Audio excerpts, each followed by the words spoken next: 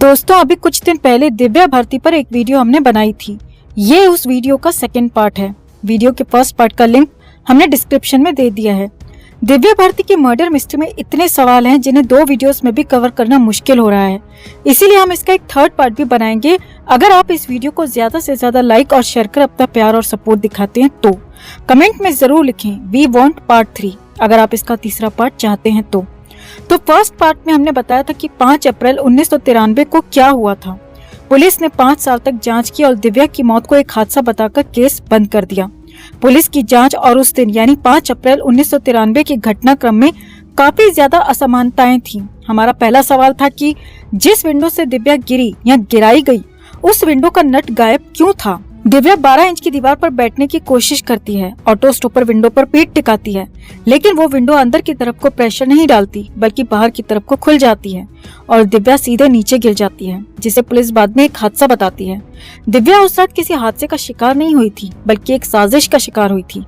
दिव्या को उस विंडो से जानबूझकर फेंका गया था ताकि उस हत्या को एक हादसे का नाम दिया जा सके। यही कारण था कि उस दिन उस विंडो से एक नट गायब था, पेच बोलते हैं जिसे हिंदी में, जिसके बारे में पुलिस ने भी कोई जानकारी नहीं दी। विंडो के नट बोल्ट का गायब होना मात्र एक इत्तेफाक कैसे हो सकता है, और इत्तेफाक 1 और 2 चीजें हो सकती हैं, लेकिन दिव्या की मौत में हर बात इत्तेफाक साबित हो गई। नट बोल्ट के गायब होने के अलावा एक इत्तेफाक ये भी है कि जिस दिन दिव्या उस विंडो से नीचे गिरी तो नीचे तुलसी अपार्टमेंट की पार्किंग थी। दिव्या जब नीचे गिरी तो उस रात पार्किंग में एक भी गाड़ी खड़ी नहीं हुई थी, जबकि किसी भी अपार्टमेंट की पार्किंग में रात के समय सबसे ज्यादा गाड़ियां खड़ी होती हैं, और इसका कारण है कि रात में सभी लोग अपने अपने काम से अपने घर में वापस आ जाते हैं और गाड़ियां पार्किंग में खड़ी हो जाती हैं। लेकिन ये भी एक इत्तेफाक देखिए कि तुलसी अपार्टमेंट में उस दिन एक भी इंसान गाड़ी लेकर अपने घर वापस नहीं आया। दिव्या अगर उस गाड़ी के ऊपर गिरती तो शायद दिव्या की जान बच सकती थी, लेकिन कातिलों को इस बात का अंदाजा था कि जमीन का जो सरफेस होता है वो बहुत ज्यादा ठोस होता है, स्ट्रॉन्ग होता है बजाय गाड़ी के। क्या यही कारण था कि उस रात तुलसी अपार्टमेंट की पार्किंग में एक भी गाड़ी नहीं थी। इत्तेफाक नंबर 3, 5 अप्रैल 1993 को दिव्या ने दिन में एक फ्लैट खरीदा था, यानी उसका रजिस्ट्रेशन कराया था। दिन में फ्लैट खरीदने के बाद दिव्या सीधे अपने माता पिता के घर चली जाती है और उस रात वो वहीं पर रुकने वाली थी, यानी वो अपने माता पिता के साथ रहने वाली थी। लेकिन नीता लुल्ला जो कि दिव्या भारती की कॉस्ट्यूम डिजाइनर थी, उसने दिव्या को कॉल किया और अर्जेंट बेसिस पर दिव्या को तुलसी अपार्टमेंट वाले घर में बुलाया, जबकि दिव्या 6 अप्रैल यानी अगले दिन भी अपने घर में रहने वाली थी। जिस दिन दिव्या की मौत हुई थी उससे अगले दिन। फिर भी नीता लुल्ला ने इतना अर्जेंटली दिव्या को क्यों बुलाया, वो भी रात में 9 बजे। खैर, दिव्या रात में 9 बजे अपने तुलसी अपार्टमेंट वाले घर में आती है तो वहाँ पर नीता लुल्ला अपने डॉक्टर पति के साथ पहले से ही खड़ी हुई वेट कर रही होती है। नीता को जब बिजनेस मीटिंग करनी ही थी तो नीता अपने पति को लेकर क्यों आई? क्या ये सब एक इत्तेफाक था या प्लानिंग का हिस्सा? नीता लुल्ला ने पुलिस को दिए अपने बयान में कहा था कि उस समय जिस समय दिव्या नीचे गिरी थी सभी लोग ड्रिंक कर रहे थे, टीवी चल रहा था। दिव्या कई बार किचन में गई ताकि स्नैक्स ला सके। क्या नीता वहाँ ड्रिंक करने आई थी, वो भी अपने पति के साथ? असल बात यह है दोस्तों कि नीता वही सब कर रही थी जो उसे उसके बॉस ने करने को कहा था। नीता का काम दिव्या के घर आकर दिव्या को नशे में करना था। आप खुद सोचिए कि दिव्या अगर बिना ड्रिंक किए नीचे गिरती तो उसकी मौत पर ज्यादा संदेह नहीं होता, लेकिन दिव्या नशे में नीचे गिरी तो इस मौत को हादसा बनाने में ज्यादा समय नहीं लगा। वो अलग बात है कि केस की जांच 5 साल लंबी चली। उसका कारण भी हम आपको बताएंगे आगे कि क्यों इस केस को 5 साल तक लंबा खींचा गया। नीता लुल्ला ने सिर्फ इतना ही किया जितना उससे कहा गया था। नीता और उसके पति का हाथ इस केस में सीधे तौर पर इन्वॉल्व था। नीता वहाँ पर कॉस्ट्यूम डिजाइन करने का बहाना लेकर आई और दिव्या को नशे में कर दिया। दिव्या को गिराने वाला कोई अन्य शख्स था, ना तो नीता ने दिव्या को धक्का दिया और ना ही नीता के पति ने। सवाल नंबर 4, दिव्या के पति साजिद नडियादवाला का संबंध अंडरवर्ल्ड से था, अभी भी हो सकता है, लेकिन उस समय था। हम उसी समय को लेकर बात करेंगे। इसी बात को लेकर अक्सर दिव्या और साजिद के बीच लड़ाई झगड़े होते थे। पुलिस ने इन सब बातों की जांच क्यों नहीं की? क्या दाऊद से रिश्ता रखना इतना छोटा सा मुद्दा था कि जांच करना जरूरी नहीं समझा गया, या अंडरवर्ल्ड से कनेक्शन की बात आते ही पुलिस जानबूझकर उस मुद्दे को दबा गई? दरअसल दिव्या की मौत से ठीक 22 दिन पहले मुंबई में सीरियल ब्लास्ट हुए थे, जिसकी वजह से अंडरवर्ल्ड का नाम उस समय काफी ज्यादा बड़ा हो गया था, क्योंकि इन ब्लास्ट में दाऊद इब्राहिम का नाम सीधे तौर पर लिया जा रहा था। उस समय जिस किसी इंसान का संबंध दाऊद से मिलता था उसे पुलिस तो क्या स्टेट का सीएम भी सलाम ठोकता था। मुंबई में गिने चुने लोग थे जिनकी दाऊद के साथ बहुत ज्यादा करीबी थी, उसके साथ काम करते थे, और इन्हीं लोगों में से बॉलीवुड के लोग सबसे ज्यादा थे।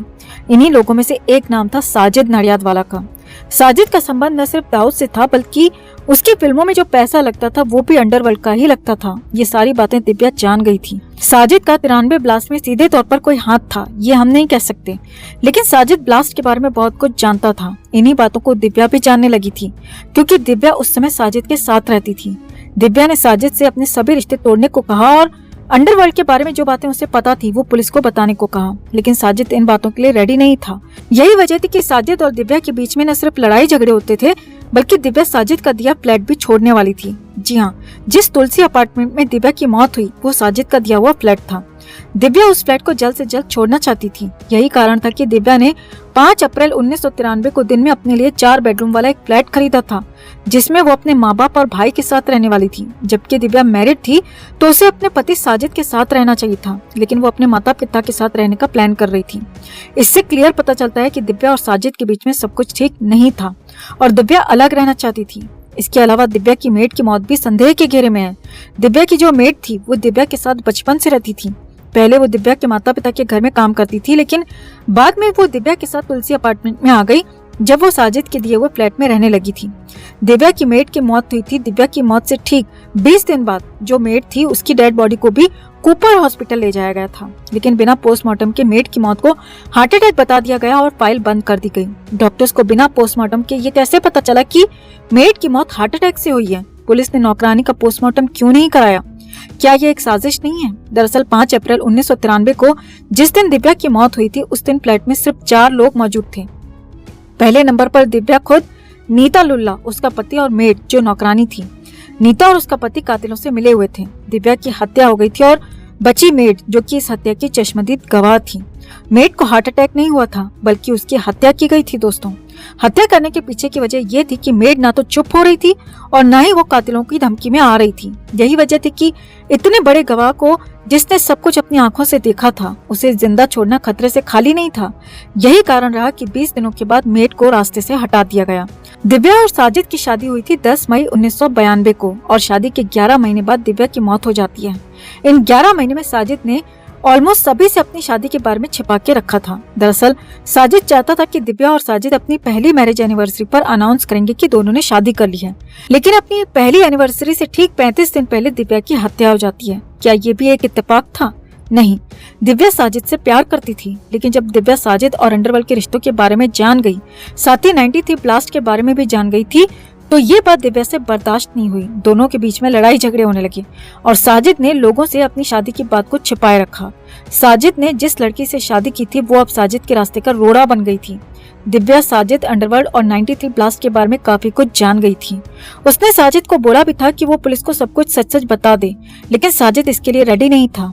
दिव्या साजिद और अंडरवर्ल्ड को लेकर बहुत जल्दी एक प्रेस कॉन्फ्रेंस करने वाली थी। आप लोगों ने भी सुना होगा कि दिव्या अपनी मौत से पहले एक प्रेस कॉन्फ्रेंस करने वाली थी और अंडरवर्ल्ड, ब्लास्ट और साजिद के बारे में सब कुछ मीडिया को बताने वाली थी। दिव्या ने मीडिया में जाने के बाद साजिद को बता दी थी और मीडिया में जाने की शायद डेट भी फिक्स थी कि वो मीडिया में किस दिन बात करेगी। यही कारण था कि दिव्या को 5 अप्रैल के दिन उसके माँ बाप के घर से बुलाकर अर्जेंट बेसिस पर शराब पिलाई गई और उसे खिड़की से नीचे फेंक दिया गया। दिव्या भारती, सुशांत सिंह राजपूत और जिया खान की मौत में सबसे ज्यादा कॉमन बात यही है कि ये तीनों अपनी मौत से ठीक पहले प्रेस कॉन्फ्रेंस करना चाहते थे। जब ये लोग मीडिया से बात करना चाहते थे तभी इन्हें मौत के घाट उतार दिया गया। इन तीनों में एक और चीज कॉमन है दोस्तों, वो ये कि इन तीनों की मौत का संबंध सीधे सीधे अंडरवर्ल्ड से है। पुलिस ने दिव्या की मौत की जांच ठीक वैसे ही की जैसे वो सुशांत की कर रहे थे। पूछताछ हर किसी से की, लेकिन सबूत उन्हें एक भी नहीं मिला। मुंबई पुलिस ने दिव्या की जांच पर 5 साल बर्बाद किए। 5 साल के बाद पुलिस ने जब केस बंद किया तो ये बयान दिया, हम दिव्या भारती केस की जांच को बंद कर रहे हैं। हमें इसमें आत्महत्या या हत्या का कोई भी सबूत नहीं मिला। ये एक हादसा था। दिव्या भारती नशे में थी और नशे की हालत में विंडो की दीवार पर बैठ रही थी। बैलेंस न बन पाने की वजह से दिव्या भारती 5वें फ्लोर से नीचे गिर जाती है और उसकी मौत हो गई। अभी हम केस को बंद कर रहे हैं, लेकिन अगर हमें इस केस में कोई लीड मिलती है फ्यूचर में तो हम इस केस को फिर से रीओपन करेंगे और जांच करेंगे। ये मुंबई पुलिस का बयान था। आज केस को बंद हुए करीब 30 साल हो चुके हैं और ये केस आज भी वही है जहां 30 साल पहले था। यानी दिव्या की आत्मा आज भी इंसाफ के लिए इंतजार कर रही है। दिव्या भारती की मौत से जुड़ी और भी कई थ्योरीज हैं, जैसे दिव्या भारती और श्रीदेवी का कनेक्शन। वो थ्योरीज अगर हम इस वीडियो में बताएंगे तो वीडियो काफी ज्यादा लंबा हो जाएगा और काफी चीजें मिक्स हो जाएंगी। दिव्या भारती पर हम जल्दी पार्ट 3 लेकर आएंगे, जिसमें हम आपको बताएंगे कि कैसे दिव्या की सक्सेस ही उसकी मौत का कारण बन गई, श्रीदेवी और दिव्या का आपस में क्या कनेक्शन था, या श्रीदेवी दिव्या से नफरत क्यों करती थी। ये सारी बातें करेंगे पार्ट 3 में।